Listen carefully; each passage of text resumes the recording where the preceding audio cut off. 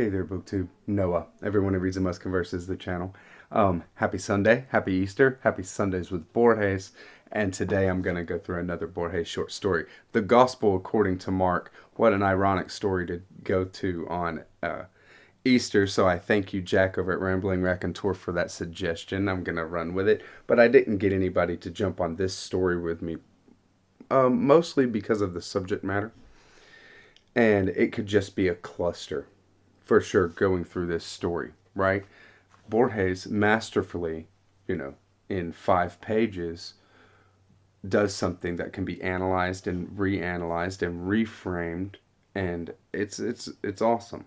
So I'm gonna go through it, but I'll just keep on a thematic way and try to make sense of what I think Borges is doing with the short story, The Gospel According to Mark, the penultimate story in Brodie's report.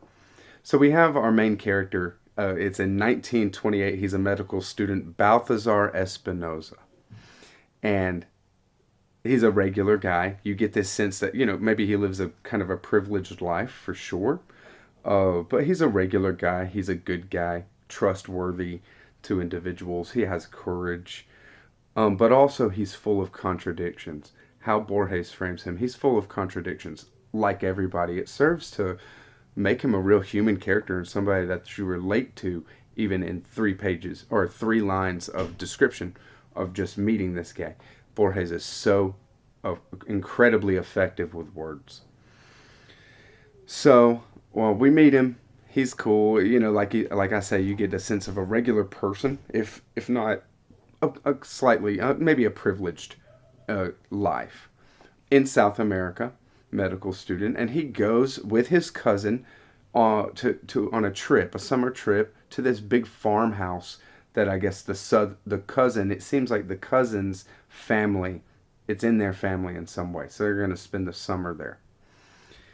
It gets kind of weird because when they show up, the family that lives there is very ignorant. There's not a lot of conversation. There's not a lot of interaction. There's not books in the house, kind of things.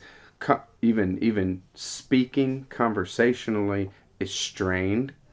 It's talked about, and it's like, well, it's kind of feels out of place. Maybe it's a fish out of water kind of story in that way, right? But then things go on where the cousin leaves them. The cousin leaves the house. So he becomes this kind of, the sole one who's there, kind of to say what needs to be done or whatever. I mean, these guys just kind of are living their life out there. And the foreman, the person that maintains this property, and his family, a young girl, live in a property, a little house, a little place, living quarters that are off of the main house, but still right there. And you're just like, what's going on? And there's this storm, and they get kind of like reined in, and then time, and there's this dilation that goes on. You start thinking in reading this story, how much time is going along? He's searching through these books, or through the house. He's looking for books or looking for something to do. Things are boring, whatever. But then he's finding all these books, but then he didn't read any of those and things like this. And then he finds a Bible, and he's decides to tell. It's a family Bible, and by that time you're thinking, how much time has gone by? Weeks, a month, a month, maybe 2 months is the most total time you got, or something, right? So it's just weird. Time starts being weird. And the day is just like nothing happening, very monotonous it seems, but there's this kind of fantastical feeling, not foreboding so much. I think it's kind of benign at the start, this kind of thing.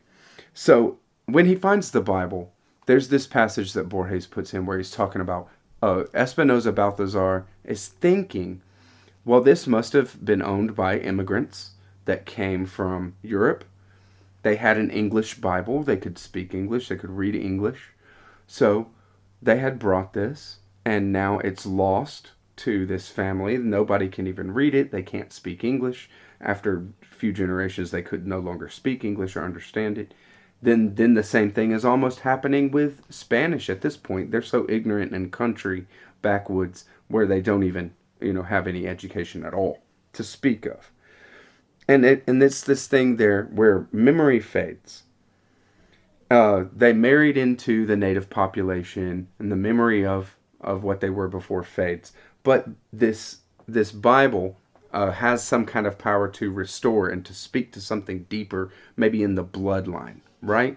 And so he decides to read the Gospel of Mark to to the foreman and their family. That's the main characters that you even meet. There's nobody of like a master of the house, somebody running the house. There's nobody like that. The main character here steps into that kind of role in the reading of the Gospel of Mark after dinner to the family and the working family there, and they become inspired. They respect him. They're following him around. They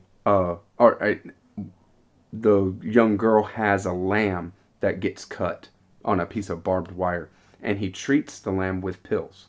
They had no idea what this was. It's just something brand new, something like that, and they revere him as some kind of wiser person than they, of course. And so it's just this weird kind of play going out, and then you think again how much time is going by.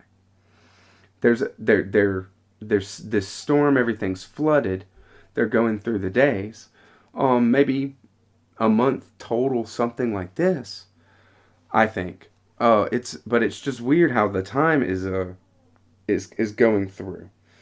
And then the family, you see this kind of thing where Borges loves to play with the memory and how much memory comes through in like the blood, in the genetic memory, rather than being just an idea, a mental phenomena, thinking phenomena, a conscious mind phenomena. How much of it is that? How much of that is this thing that comes from something deeper within us? And they start asking, and they ask very, very quickly at the end, a theological question. They ask if Christ came to earth to save people, to save everybody's soul, and Spinoza, being no theologically minded person, but still, feeling the need to defend what he's read to these people, answers yes. Yeah, that's the reason why he came in this story. And they say, well, how about those that drove in the nails? Are they also saved? And he says yes. Even kind of self-doubting himself, but says yes to the people. And then they have taken apart the roof of the living quarters of the family, the working family, and they built a cross and are gonna crucify him on this cross, and actually play out the story of Jesus with him. And it's striking, and it hits you, right there at the end like that, and what's to come. And what's not said is this whole part of the story as well. What Borges has not said, what he has set up.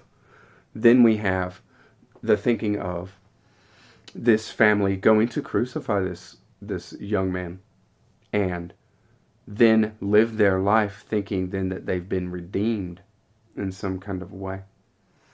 And how is that playing out in the memory and with these people's makeup of their inner life? What kind of people are they? Are they evil? No, right?